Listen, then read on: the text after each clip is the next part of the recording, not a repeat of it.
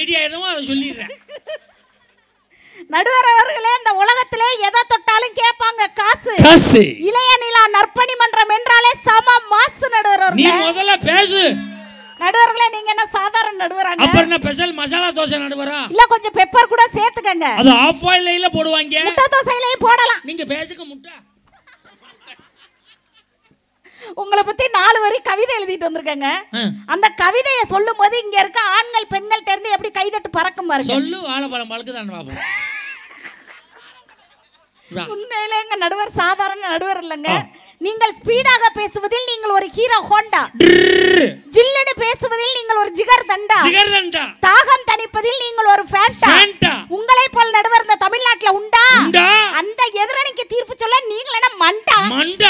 நீ ஏன் ஊரா சாப்பிட்டு ஆயிட்டா குண்டா? நீ ஒரு கறி புடிச்ச அண்டா. கை தட்டுக்க ப்ளீஸ். நடுவர்களே, நீ கருப்புன்னு மட்டும் சொல்லாதீங்க. காக்கைக்கும் தன் குஞ்சு பொன் குஞ்சு. நடுவர்களே, அப்படி ஓரமாச்சு கொஞ்சம்.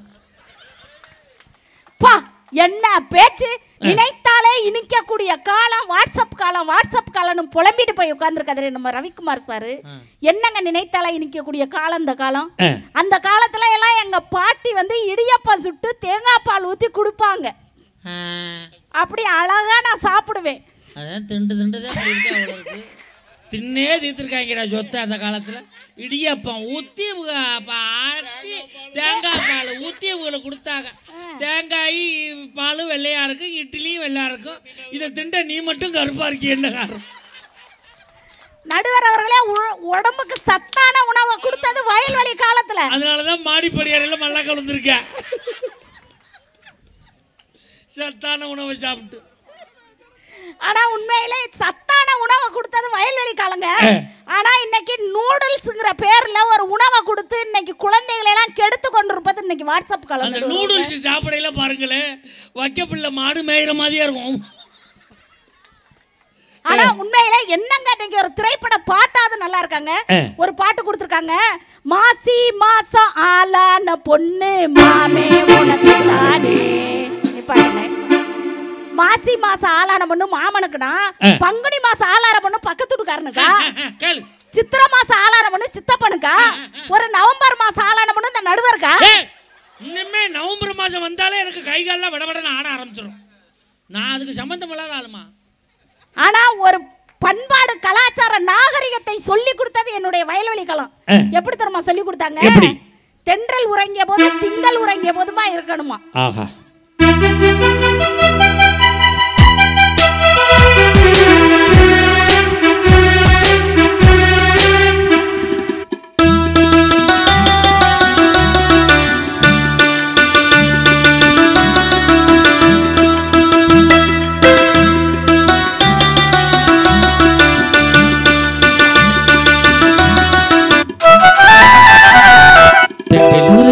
போதும் கண்கள் உறங்கிய போதும் கண்கள் உறங்கிடுமா காதல், கண்கள் உறங்கிடுமா காதல், கண்கள் உறங்கிடுமா. ஒன்று கலந்திடும் நெஞ்சம் உறவை நாடி கெஞ்சும் கண்கள் உறங்கிடுமா காதல், கண்கள் உறங்கிடுமா காதல், கண்கள் உறங்கிடுமா.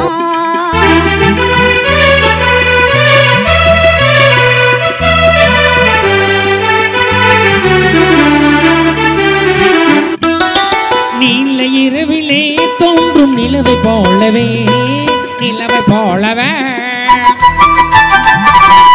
பாவை குமரியே நீயும் வந்த போதிலே, அந்த போதிலே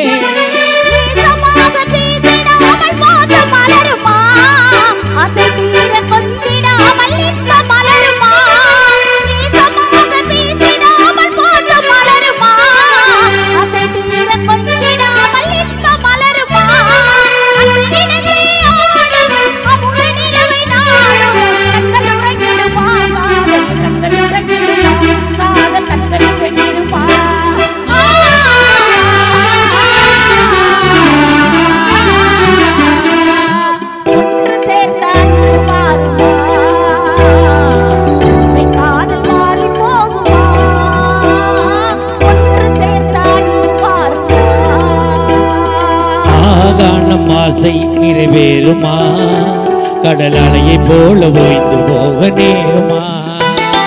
நன்னே சந்தேகம்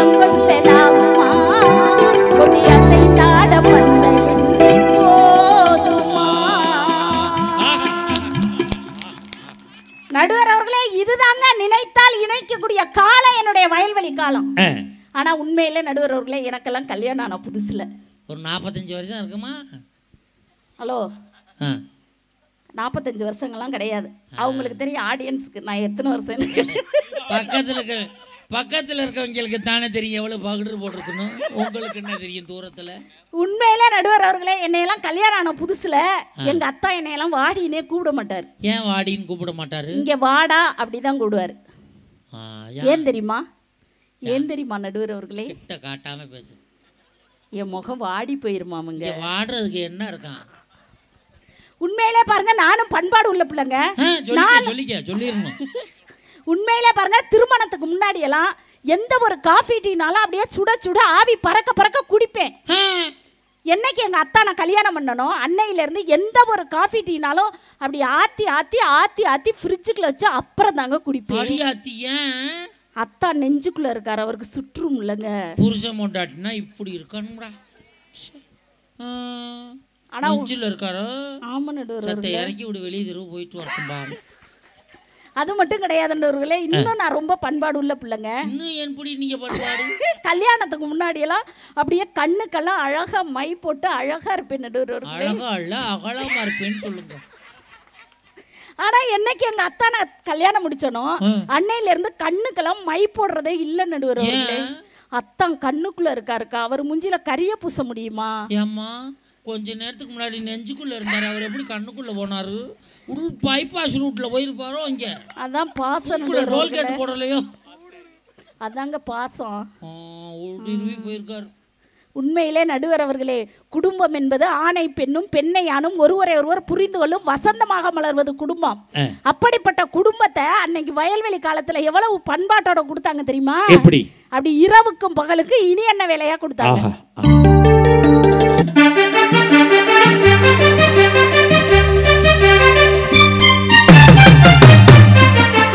இரவுக்கும் பகலுக்கும் இனி என்ன வேலை, இதயத்தில் விழுந்தது திருமண மாலை, உறவுக்கும் உரிமைக்கும் பிறந்தது நேரம், உலகம் நமக்கினி ஆனந்த கோலம், இருவர் என்பதே இல்லை இனி நாம் ஒருவர் என்பதே உண்மை, இருவர் என்பதே இல்லை இனி நாம் ஒருவர் என்பதே உண்மை. இரவுக்கும் பகலுக்கும் இனி என்ன வேலை, இதயத்தில் விழுந்தது திருமண மாலை, உறவுக்கும் உரிமைக்கும் பிறந்தது நேரம், உலகம் நமக்கினி ஆனந்த கோலம், இருவர் என்பதே இல்லை இனி நாம் ஒருவர் என்பதே உண்மை, இருவர் என்பதே இல்லை இனி நாம் ஒருவர் என்பதே உண்மை.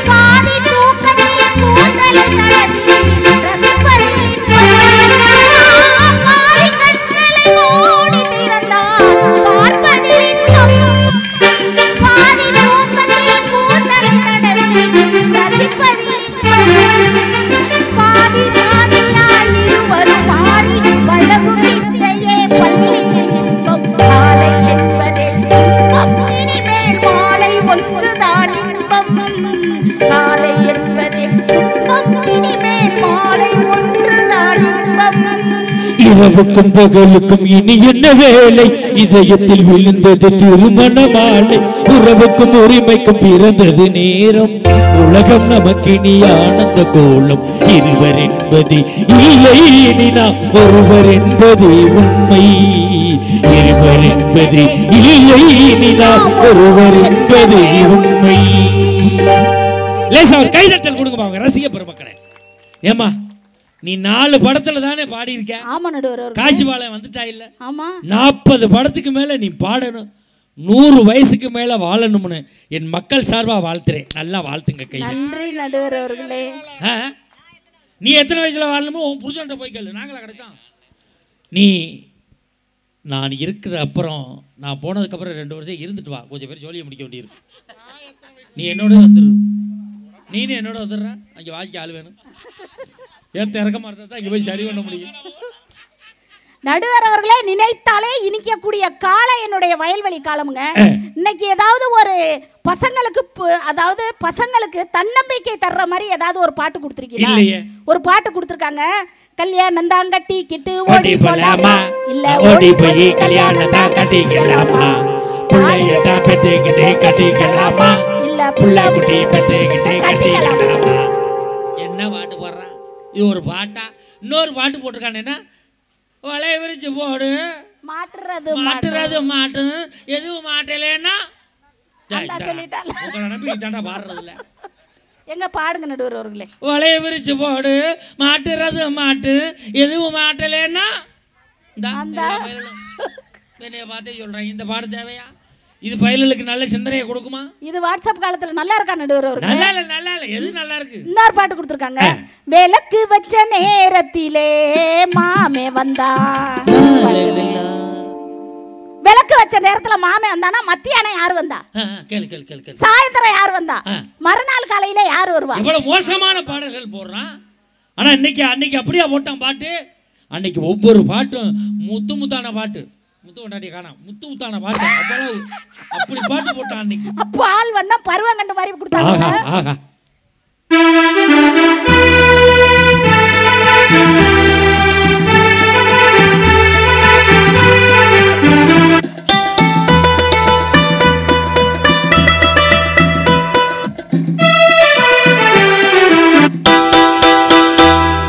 பால் வண்ணம் பருவம் கண்டு, வேல் வண்ணம் கண்டு, மான் வண்ணம் நான் கண்டு பாடுகிறேன்.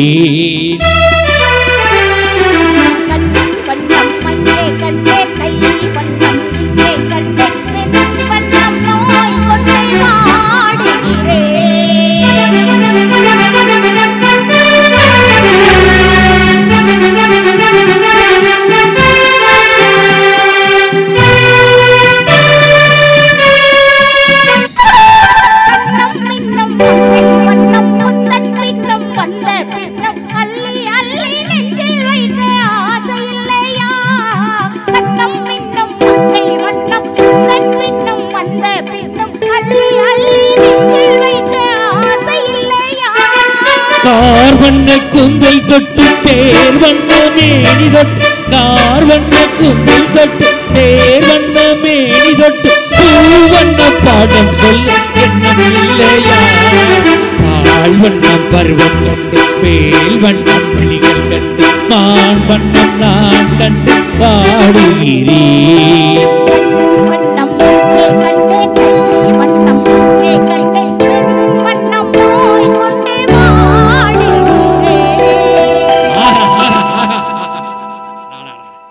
அந்த காலத்திலே கொண்டே தெருவில் விட்டு வண்டியம்மா. ஆனா உண்மையிலே நடுவர் அவர்களே, என்னுடைய வயல்வெளி காலத்தை நினைச்சாலே அப்படி மனசு சந்தோஷமா இருக்கும், ஆனந்தமா இருக்கும். ஆனா இன்னைக்கு வாட்ஸ்அப் காலத்தை நினைச்சாலே பதறி போய் கிடக்கிறது மாதிரி எரியுதுமா. ஆமா நடுவர் அவர்களே. ஆனா உண்மையிலே பாருங்க, எங்க அத்தா மாதிரி பாசக்கார மனுஷனை பார்க்க முடியாது. எப்படி சொல்றீங்க? மனுஷன் காலையில 7 மணிக்கெல்லாம் தூங்கிட்டான்னு எந்திரிச்சிருவாரு. அப்பதான் தெளியும் போல இருக்கும். எந்திரிச்சு என் முகத்துல தாக்கா முழிக்கணும்னு ஆசைப்படுவாரு. அப்படி 7 மணிக்கெல்லாம் எந்திரிச்சு தங்க குட்டி கண்ணு தெரியாத என்னத்தான் போய் தங்க கட்டிங்கிறான் பாரு. என்னத்தான் எங்க மாமியார் சொல்லுவாங்கக்கா, பன்னி குட்டியா தங்க குட்டிக்கிறான் பாரு அப்படிம்பாங்க. அந்த அம்மா கண்ணு நல்லா தெரியும் போல. ஆனா பட் அதை பத்தி நான் கேர் பண்றது இல்லக்கா. கேரே பின்றது இல்லையே. எங்க கூந்தல தூக்கி முன்னாடி போடு பாப்போம். ஏனடோர்ல இதுக்கு என்னங்க குறைச்சல்? அங்க என்ன இருக்கு குறைச்சலுக்கு? கூந்தலை பாத்தீங்களா? பொங்கலுக்கு வெள்ளை அடிக்கிற கட்டை குறைச்ச மாதிரியே இருக்கியா? அதுவும் பிசுறு அடிச்சு போய் பாதி பேந்து போய் கிடக்கு. உண்மையிலே தங்க குட்டினோன்னா அப்படியே ஜிங்குன்னு அத்தா முன்னாடி போய் நின்று, யாத்தான் டெய்லி காலையில ஏன் முகத்திலே முழிக்கிறீங்களே அவ்வளவு பாசமானு கேட்டேன். அதுக்கு அவர் ஒரு வார்த்தை சொன்னாரு. என்ன சொன்னாரு? அதெல்லாம் ஒண்ணும் கிடையாது, உன்னை உத்து பாப்பேன், இருட்டா இருக்கும், நான் விடியலன்னு படுத்து தூங்கிடுவேங்கிறாரு. இதுக்கு பேர் தான் விடியா மூஞ்சிங்கிறது. Hello, mic testing. என்னதான் நான் விடியா மூஞ்சியா இருந்தாலும் கூட எங்க அத்தா வாழ்க்கை விடியறது என்னால. அப்படியா? ஆமா. ஒரு குடும்பத்துல எதை கொடுத்தாலும் சந்தோஷம் வரும் தெரியுமா? எதை கொடுத்தா சந்தோஷம் வரும்? ஒரு குடும்பத்துல பட்டு வாங்கி கொடுத்தால் சந்தோஷம் கிடையாது, நகை நட்டு வாங்கி கொடுத்தால் சந்தோஷம் கிடையாது. ஏன் நாமெல்லாம் துட்டா சம்பாரிச்சு கொண்ட குடும்பத்துல கொடுத்தா கூட சந்தோஷம் கிடையாது. ஒரு குடும்பத்தில் சந்தோஷம் வேண்டும் என்றால் கணவனும் மனைவியும் விட்டு கொடுத்து வாழும் போது அங்க சந்தோஷம் கிடைக்கும். அப்படி விட்டு கொடுத்து வாழக்கூடிய வாழ்க்கையை கற்றுக் கொடுத்தது என்னுடைய வயல்வெளி காலத்துல தான் அழகா கொடுத்தாங்க. எப்படி கொடுத்தாங்க? என்னை விட்டு ஓடி போகும்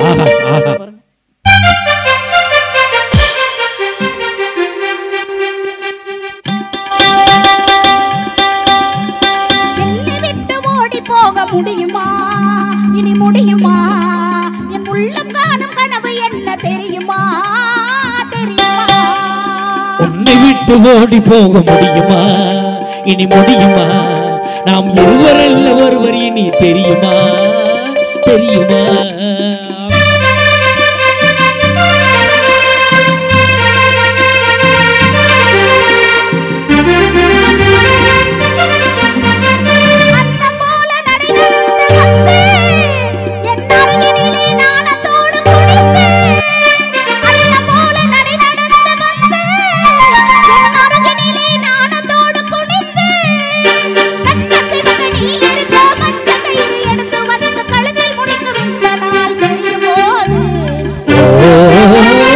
என்னை விட்டு ஓடி போக முடியுமா? இனி முடியுமா? நாம் இருவரல்ல ஒருவர் இனி தெரியுமா? தெரியுமா?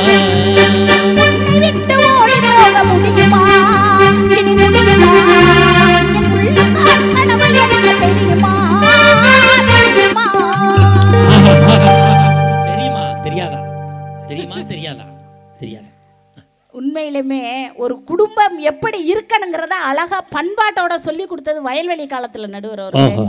ஆனா இன்னைக்கு என்னங்க ஒரு பாட்டு கொடுத்துருக்காங்க, முத்தந்தர ஏத்த இடம் முகத்துல எந்த இடம். முகம் என்ன 3 ஏக்கரா இருக்கு. தாசில்தார் ஆரை இவங்களை எல்லாம் கூட்டிக்கிட்டு வந்து முத்தம் இடுறதுக்கு இன்னொரு பாட்டு போட்டான் பாருங்க இந்த வாட்ஸ்அப் காலத்துல. உம்மா உம்மம்மா உம்மா உம்மம்மா உம்மா உம்மம்மா உம்மா ஊத்துக்குட்டி பொண்ணு இவா உம்மா காத்துக்குட்டி பொண்ணு இவா உம்மா. இந்த பாட்டை எங்கள் ஊரில் ஒருத்தன் ஒரு பிள்ளைய பார்த்து 6 மாசமா பாடிக்கிட்டு இருந்தான். இப்போ அந்த பிள்ளை 3 மாசமா இருக்கியா? என்னடா காட்டையும் பாட்டு கவலையை வைக்கிச்சா நம்மள என்ன பண்ண சொல்லியா அப்படின்னா இன்னொரு பாட்டு போட்டு போறான். என்ன பாட்டு? 6 மணிக்கு சும்மா சும்மா அவளை நானும் சும்மா சும்மா சும்மா சும்மா சும்மா சும்மா. அந்த பாட்டு எழுதுனவனை கேட்டேன், ஏன்டா சும்மா சும்மான்னு எழுதியிருக்கேன்னு. அது சும்மா ராசார் எழுதுனேன் அப்படின்ட்டான். அது மட்டும் பாட்டு என்ன ஒழுங்கா போட்டான்? அது மட்டும் கிடையாது நடுவர்களே. சின்ன வீடா வரட்டுமா பெரிய வீடா வரட்டுமா, மேஸ்திரிக்கு சின்ன வீடு பிடிக்குமா, இந்த மேஸ்திரிக்கு பெரிய வீடு பிடிக்குமா. சின்ன வீடு வேணாண்டி பெரிய வீடு போடையாண்டி பாட்டு பாடி பொழைக்கிறண்டி பாவமா, நீ அதுக்கு கூட ஆப்பு வச்சா நியாயமா. சின்ன வீடா இருந்தா நீ அப்போ இப்போ வரலாம், பெரிய வீடா இருந்தா நீ எப்போதுமே வரலாம். எப்போதுமே ஒரே வீடுதான் அம்மாடி எனக்கு ரொம்ப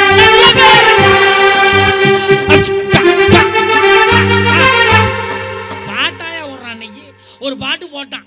அன்னைக்கு விடிய காலம் 5 மணிக்கு டீ குடிக்கலாம்னு கதவை திறந்துட்டு வீட்டை விட்டு தான் வெளியில வந்தேன். ஒரு பாட்டு போட்டா நான் நின்னுட்டேன். என்ன பாட்டு சார்? சொன்னியா? நம்ம ஒன்றும் சொல்லலையா, நம்ம தாட்டினா போய்கிட்டு இருக்கோம் அப்படின்னு அடுத்த அடி எடுத்து வைக்கிறேன்.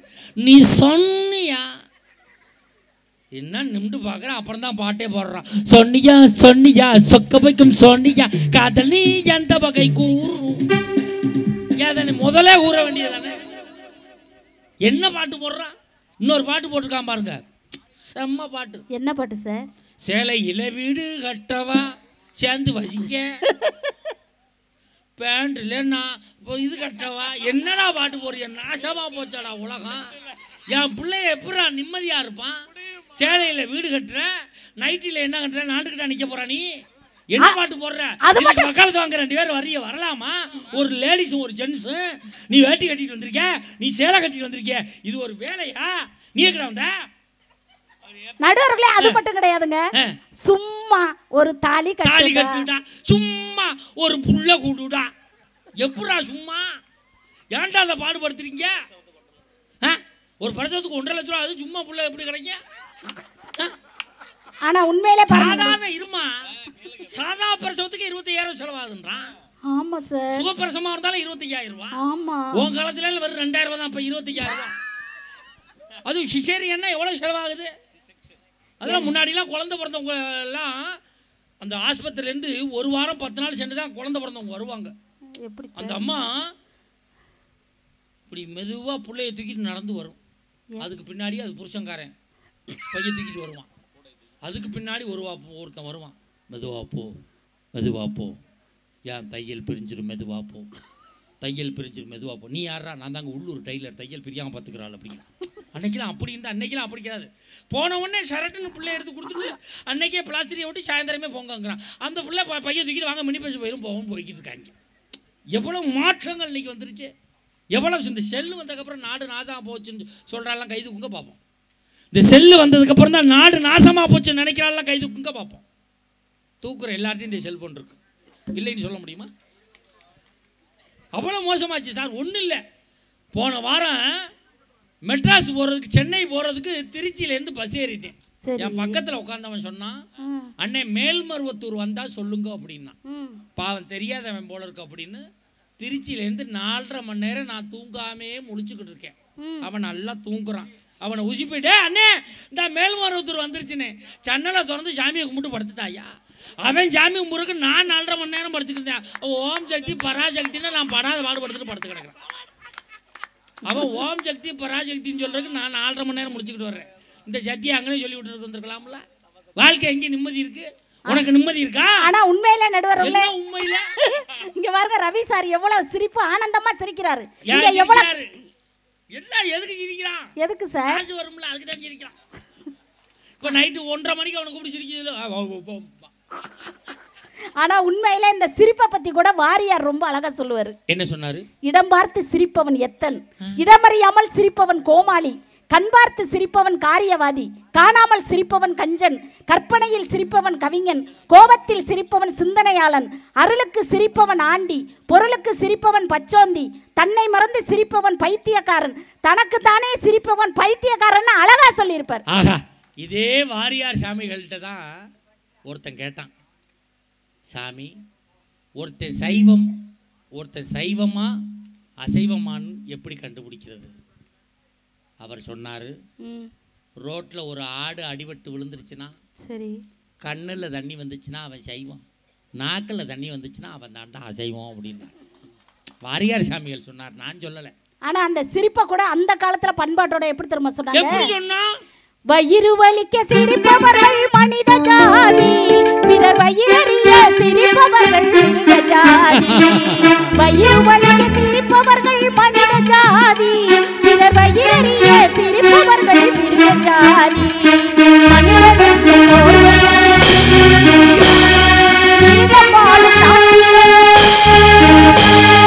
நீதி என்றும் நேர்மை என்றும் எழுதி வைப்பார் ஏட்டிலே,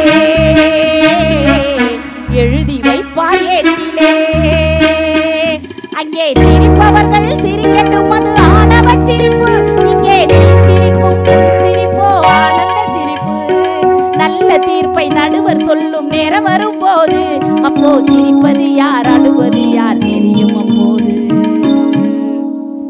ஆனா உண்மையிலே நடுவர் அவர்களே, ஒரு குடும்பத்துல கணவனுக்கு மனைவிக்கு சண்டை வந்துருதுங்க. சரி, அந்த சண்டைய தான் பெத்த புள்ள வந்து சமாதானப்படுத்தும். எனக்கு எங்க அத்தானுக்கு சண்டை வந்துருச்சுன்னு வச்சுக்கோங்களேன், என்னைய சமாதானப்படுத்துறதுக்காண்டி பீச்சுக்கு கூட்டிட்டு போவாங்க. சென்னையில இருக்கிய அங்க கடற்கரை இருக்கு, பீச் இருக்கு, கூட்டிட்டு போவாங்க. ஆமா, எங்க ஊர்ல குளத்துக்கரை தான் இருக்கு, அங்கதான் கூட்டிட்டு போவாங்க. எங்கேயோ கூட்டிகிட்டு போய் மனைவியை சமாதானப்படுத்தினா சரி, அப்படி பீச்சுக்கு கூட்டிகிட்டு போய் அப்படியே அவர் மடியில என்னைய சாய வச்சு உங்களை அப்படியே என் தலையை அப்படியே அழகா வருடி விட்டு, இந்த நூடுல்ஸ் மண்டையவா 4 வரி கவிதை சொல்லுவார் பாருங்க. சொல்லுவான். அந்த வானம் தெரியவில்லை, அந்த நிலவு தெரியவில்லை, அந்த கடல் அலைகள் கூட தெரியலடி செல்லும் அப்படின்னு. உடனே நான் கேட்டேன், அவ்வளவு அழகா இருக்க நான் தான் அப்படிங்கிறேன், அவளை அகலமா எல்லாத்தையும் மறைச்சிக்கிட்டு படுத்துக்கிட்டு அப்படிங்கிற.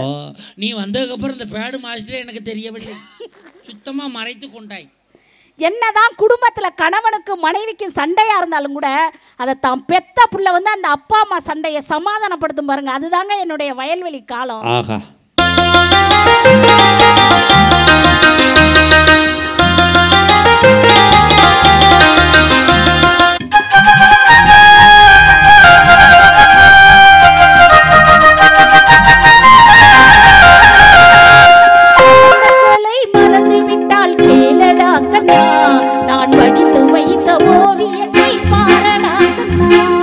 வளர்ந்த கலை மறந்து விட்டால் கேளடா கண்ணா, படித்து வைத்த ஓவியத்தை பாரடா கண்ணா.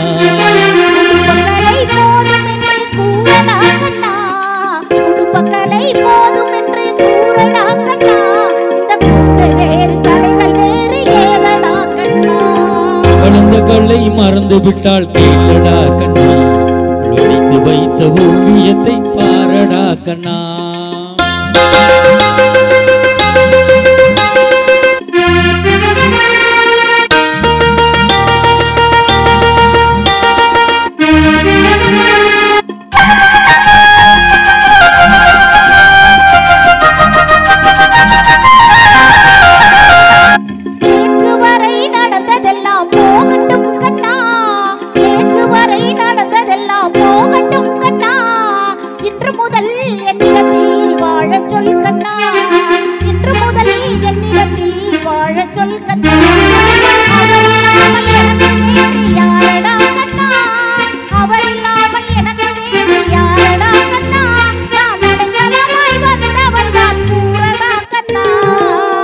கல்லை மறந்து விட்டால் தீரடா கண்ணா மடித்து வைத்த ஓவியத்தை பாரடா கண்ணா நீ உட்காரடா கண்ணா. ஆனா உண்மையிலே நடுவர் அவர்களே, என்னதான் அவங்க 2 பேரும் பேசினாலும் கூட எதுக்குமே நானும் எங்க மஞ்சுநாதனும் கவலைப்பட மாட்டோம். நீங்க எதுக்கு கவலைப்பட்டிருக்கீங்க? எதுக்கு கவலைப்படுறதுக்கு? ஏன் தெரியுமா? என்னுடைய வயல்வெளி காலத்துல பண்பாட்டோட இருக்கக்கூடிய பாடல் எப்படி தெரியுமா? என்னதான் நடக்கும் நடக்கட்டுமே, இருட்டினில் நீதி மறையட்டுமே, தன்னாலே வெளிவரும் கலங்காதே, எங்கள் நடுவர் இருக்கிறார் பயப்படாதே, மனதுக்கு மட்டும் பயத்து விடு, மானத்தை உடலில் காத்து விடு, இருக்கிற வரையில் போராடி இரண்டினில் ஒன்று பார்த்து விடு, இரண்டினில் ஒன்று பார்த்து விடு, எல்லாம் எனக்குள் இருந்தாலும் என்னை தனக்குள்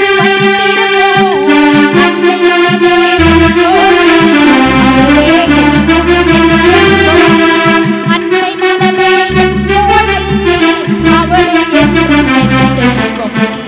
உலகம் பிறந்தது எனக்காக